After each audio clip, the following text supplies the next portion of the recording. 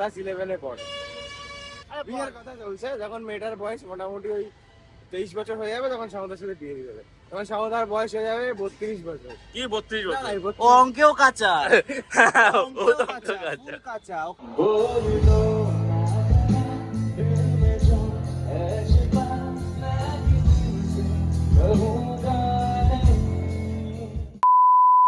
Hello everyone, good morning. এখন already 4:20 বাজে। এখন আমরা বেরোচ্ছি। আমি আর সামনে বরাবর একসাথে যাই, তো যেরকম যাই ওরকমই ব্যাপার। তো সামনে অলরেডি নিচে নেমেছে, আমি সামনেকে তুলবো। দেন যাবো হচ্ছে হাওড়া। হাওড়া থেকে আমাদের বন্দে ভারত রয়েছে ভুবনেশ্বরের জন্য।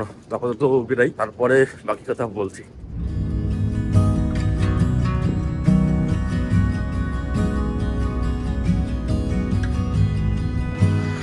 কি শোন না, এতক্ষণ খুব একা একা ফিল হচ্ছিল নাকি?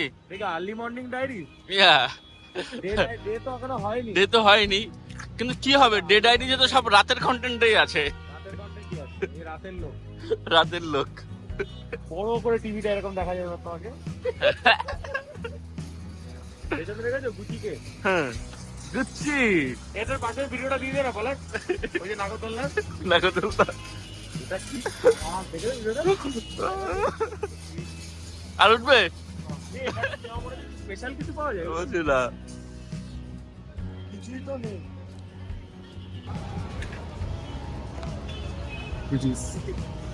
আচ্ছা না, এরপর থেকে কি অন্য শুধু বাসে ট্রাভেল করবি? একদম।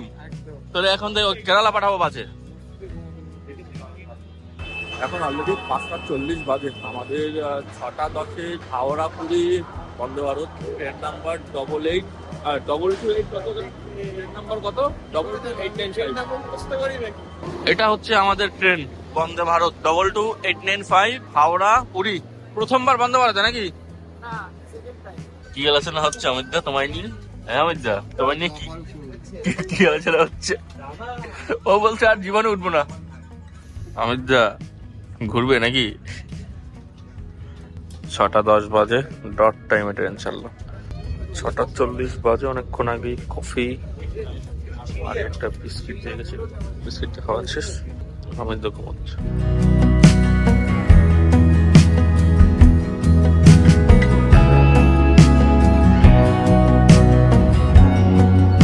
এখন অলরেডি 7:15 মতো বাজে। ট্রেন ছেড়েছে 1 ঘন্টা হয়ে গেছে। ট্রেন অলমোস্ট খড়গপুরের কাছাকাছি, আর খানিকক্ষণের মধ্যে হয়তো খড়গপুরে ঢুকে যাবে। ট্রেন মোটামুটি 110-15 স্পিডে চলছে। 8টার সময় খাবার দিয়ে গেল কলেজ। ওদের মনোজিতা, শোনো মনোজিতা শানুদার ওখান থেকে ওরা নিয়ে নিয়েছে খাবার। ওরা ঘুমাচ্ছে বলে, ঘুমানোর এক ঘন্টা।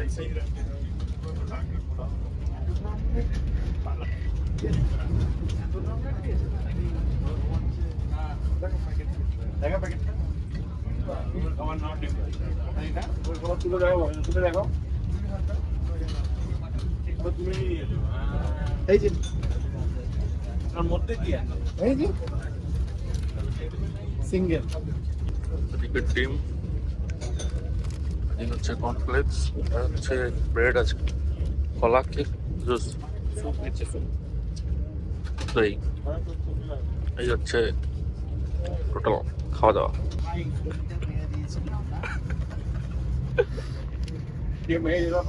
আমি মারি ছবিটা দেখেছে কি পাঁচই হয়ে যায়। খাপটাও তার দেখো।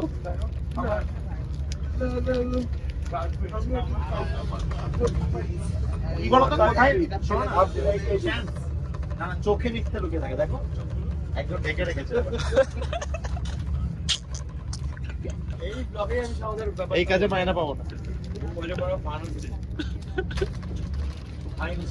পান করতে করতে আমরা কলেজ তুলে তো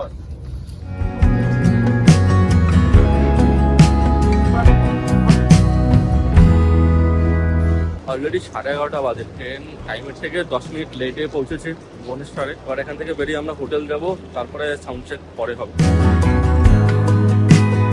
অযোধ্যায় আমরা যেতে পারিনি ঠিকই, কিন্তু ভুবনেশ্বর রাম মন্দিরের দর্শনটা হয়ে গেল। হ্যাঁ যেতে তো হবে। আমাদের স্টেশন থেকে বেরোতে বেরোতে অলমোস্ট আধ ঘন্টার মতো লেগেই গেল। 12টা বাজে, আমরা সব বেরিয়ে গেছি। গাড়ি আসতে একটু দেরি করেছিল, যে জন্য একটু দেরি হয়ে গেছে আমাদের। 3টে গাড়ি আপাতত হোটেল যাচ্ছি, 10 জনের মতো, আর 7জন গেস্ট হাউসে থাকছে। অন্য ট্রেনে বসে বলছিল যে ভুবনেশ্বরে তো খুব গরম না, মানে এমন ভাবে আমরা আলোচনা করছিলাম যে খুব গরম, মানে আমরা মানালি থেকে এসেছি মনে হচ্ছে, এরকম একটা ব্যাপার। ঠান্ডা, কলকাতায় একটু ঠান্ডা পড়ে গেছে এবছর, তাই আমরা সব বলছি গরম আর সহ্য হচ্ছে না। বাট এত তাড়াতাড়ি এই মার্চের আজকে প্রথম দিনে এত গরম, বছর গরমে কি হবে ভগবান জানে।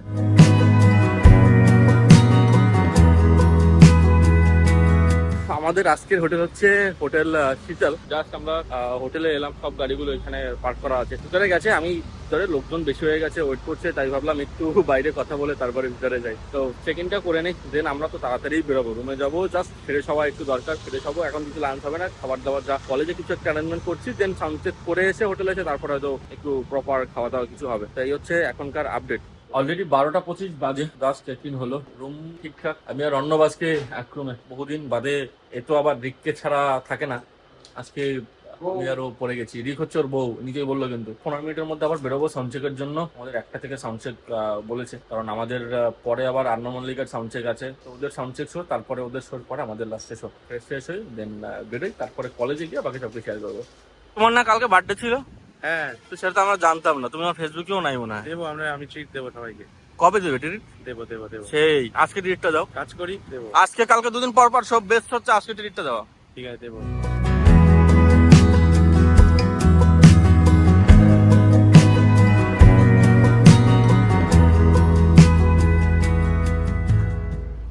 একটা 51 বাজে, এখনো এক্সচেঞ্জের এই অবস্থা। এদিকে এই উঠছে, এই হচ্ছে মোটামুটি ব্যাপার। প্রচন্ড রোদ, রোদে অবস্থা খারাপ সবার।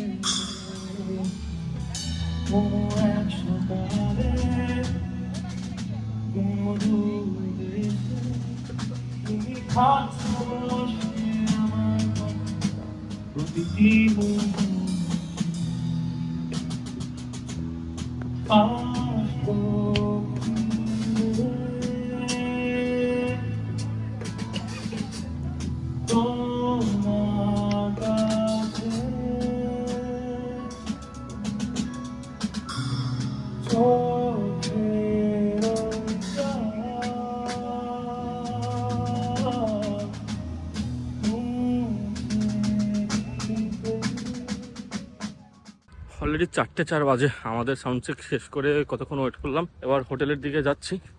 2 hours later.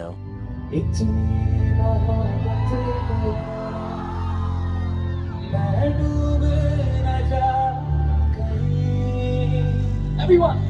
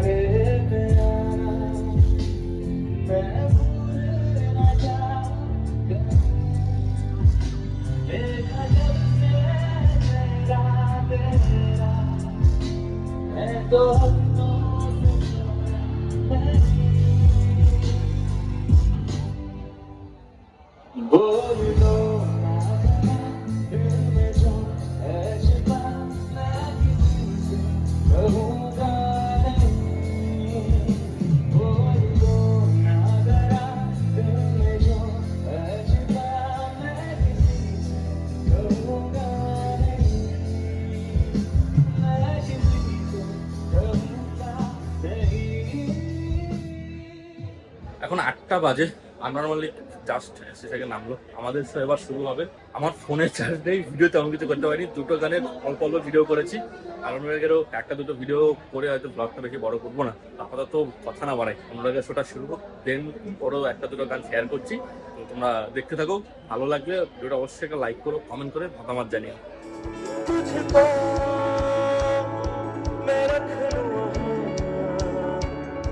जहाँ पे कहीं मेरा मैं तेरा ना हुआ किसी का नहीं, किसी का नहीं। सिंह ले जाए जाने का,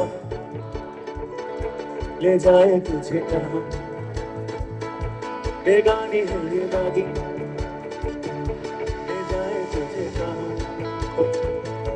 ले जाए जाने कहाँ, ना मुझको ना तुझको पता। के बाद बोलो सिंह। वो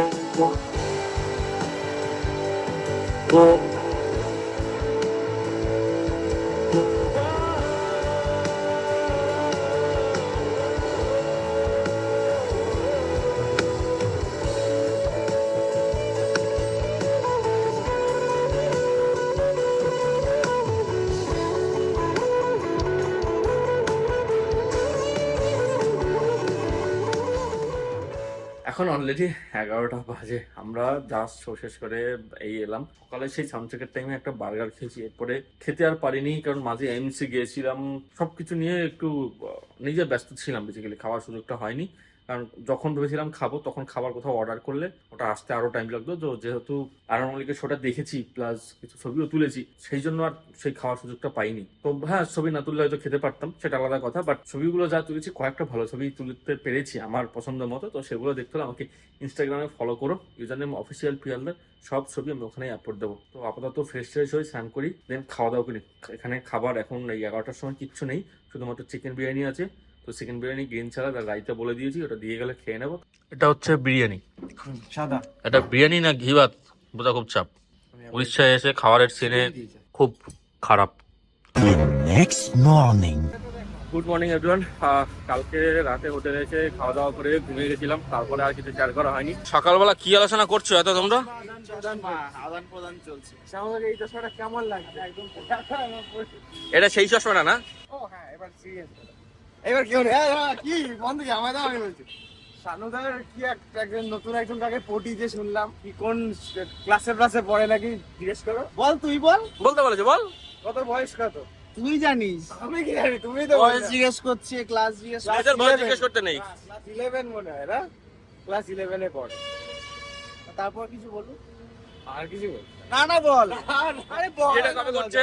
বিয়ের কথা চলছে, যখন মেয়েটার বয়স মোটামুটি ওই 23 বছর হয়ে যাবে তখন শামুদার সাথে বিয়ে দিয়ে দেবে। তখন শামুদার বয়স হয়ে যাবে 32 বছর। কি 32 না, বছর? এই 32 ও অঙ্কেও কাঁচা, ও অঙ্কেও তো কাঁচা, কাঁচা। ফুল কাঁচা। ওকে এসব না, একদম আমি জিজ্ঞেস বলছি, করো না। 15 বছর বয়স মেয়েটার। ঠিক এখন। আছে, ঠিক আছে। হ্যাঁ, মেয়েটা এখন মেয়েটা 15 বছর, যখন- মেয়েটা এখন 15 বছর বয়স। হ্যাঁ। 45 বছর পরে আমার বয়স কত হবে? ব্যাগটাই ফেললো। এই নোংরা জায়গায় এই যে এটা অঙ্কে প্রশ্ন হতো না ছোটবেলায়, আমরা অঙ্ক করতাম, বাবার বয়স সাথে হলে পুত্রের বয়স কত? যাই হোক, 45 বছর হয় তাহলে আমার বয়স ঠিক আছে, কত আমি হবে? তো অঙ্কে কাঁচা আছি, কিন্তু মেয়েটার যখন বয়স হবে, এখন মেয়েটার বয়স 15 বছর, মানে 16 পা দেবে। ধরো 2 বছর পর 18 হয়ে যাবে। হ্যাঁ। ঠিক আছে, আর 3 বছর পর 21 হয়ে চলে গেল।